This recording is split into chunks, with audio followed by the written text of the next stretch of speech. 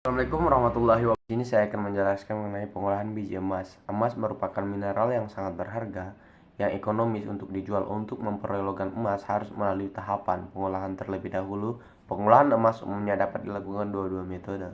Pengolahan yaitu cara amalgamasi dan cyanidasi. Beberapa faktor yang mempengaruhi dari hasil pengolahan menggunakan metode cyanidasi diantaranya adalah ukuran butir, umpan pengolah. Tujuan dari pengecilan ukuran untuk membebaskan atau melepaskan mineral berharga dari ikatan mineralnya, pengotor atau biasa disebut dengan liberasi, menjadi butiran yang bebas sempurna atau free particle. Proses penidasi diawali dengan pengecilan ukuran umpan.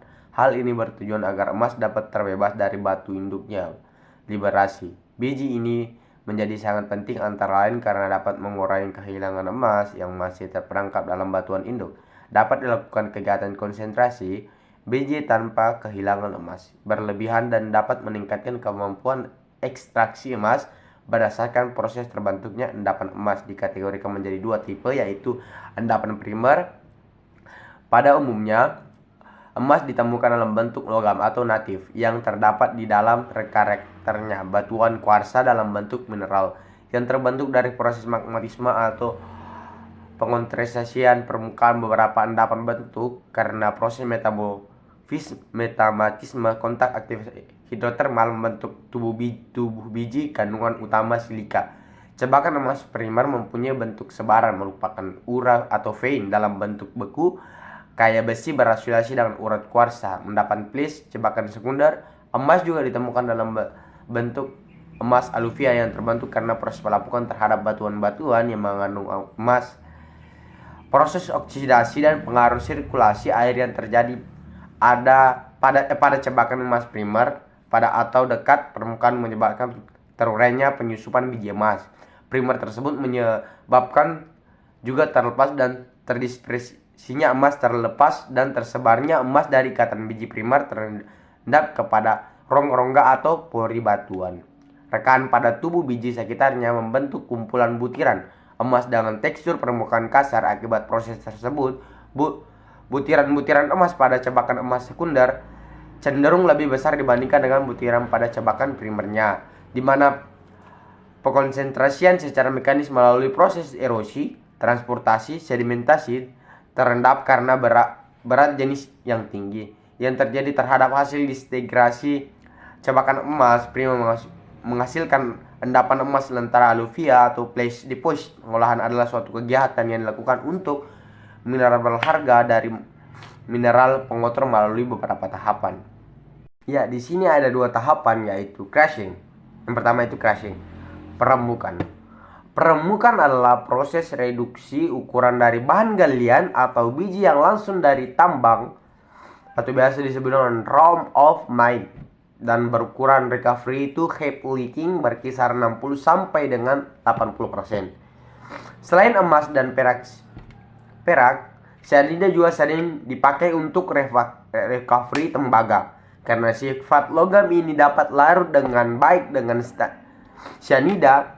Kadangkala pada batuan tembaga juga banyak dijumpai kandungan emas dan perak sehingga menjadi metode cyanidasi pada batuan ini masih ekonomis diterapkan, yaitu crushing. Yang kedua itu crushing grinding, pengerusan.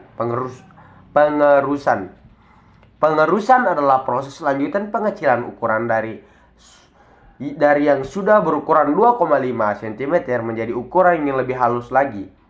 Pada proses pengerusan dibutuhkan media pengerusan yang antara lain itu terdiri dari satu itu bola-bola baja atau keramik atau biasa disebut dengan steel or ceramic ball. Yang kedua itu batang-batang baja atau biasa disebut dengan steel rod. Yang ketiga itu campuran bola-bola baja dan bahan galian atau bijinya sendiri yang disebut dengan semi autogenous mill atau SAG.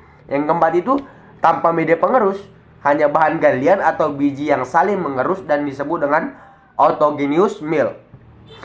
Jadi peralatan pengerusukan yang diperlukan yakni yang pertama itu ball mill dengan media pengerusuk merupakan bola-bola baja atau keramik. Yang kedua itu rod mill dengan media pengerusukan yaitu berupa batang-batang baja yang panjang.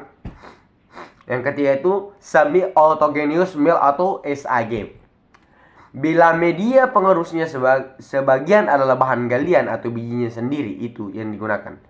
Yang keempat, autogenous mill. Bila media pengerusnya adalah bahan galian atau bijinya sendiri, ataupun tujuan dari pengecilan ukuran tersebut, yaitu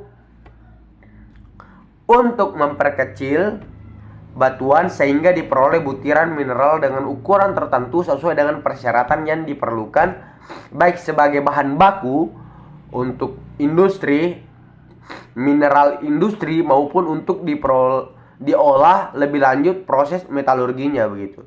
Untuk mengekstrak logamnya atau biasa disebut mineral logam. Nah, yang kedua itu membebaskan atau melepaskan mineral berharga dari ikatan mineral pengotor. Liberasi menjadi butiran yang bebas, sempurna, atau biasa disebut dengan free particle. Yang ketiga itu mempermudah pengangkutan transportasi, penyeragaman zizing atau ukurannya dalam proses untuk memisahkan atau membagi-bagi campuran butir yang berbeda. Ukuran menjadi bagian-bagian atau fraksi di mana tiap fraksi itu mempunyai ukuran butiran yang hampir sama begitu.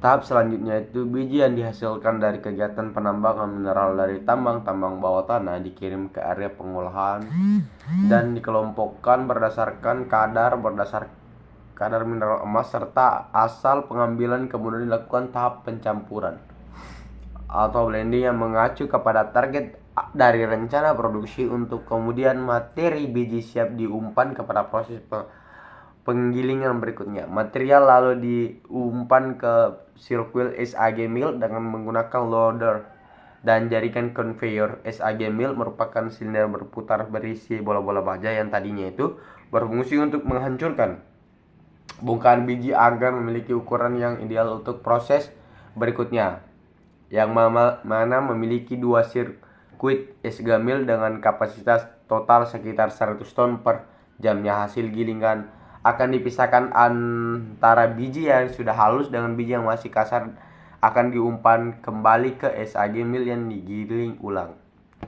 Sedangkan biji yang sudah halus disalurkan untuk melalui penggilingan lebih lanjut sehingga memiliki ukuran yang ideal untuk proses berikutnya. Yang mana material biji halus tersebut berbentuk lumpur atau slurry ini akan dikontakkan dengan larutan yang cyanida tadi, yang bertujuan untuk melarutkan kandungan emas di dalamnya.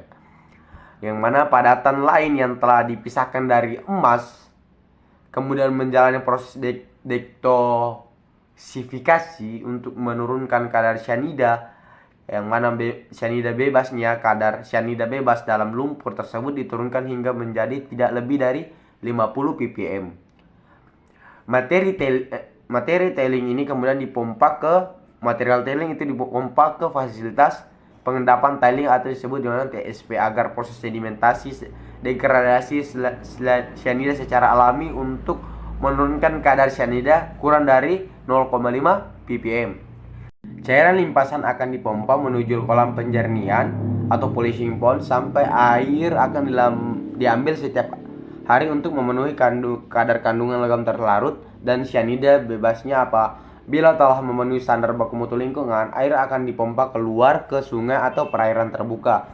Endapan emas dipanen menjalani proses mixing serta pengaringan untuk menurunkan kadar air dan kandungan logam berat. Selanjutnya dilebur di dalam tungku bersuhu tinggi. Emas dan perak yang sudah terpisah dari slag masih mengandung mineral yang tidak diperlukan. Kemudian diproses lebih lanjut untuk menghasilkan produk akhir yang disebut dengan dorm bullion yang mengandung sekitar 45% emas, 45% perak, dan 10%-nya lagi itu logam pengotor lainnya. Produk batagan bullion ini kemudian akan dikirim ke fasilitas pemurnian yang dimiliki sebelum dipasarkan untuk memenuhi kebutuhan emas di dunia.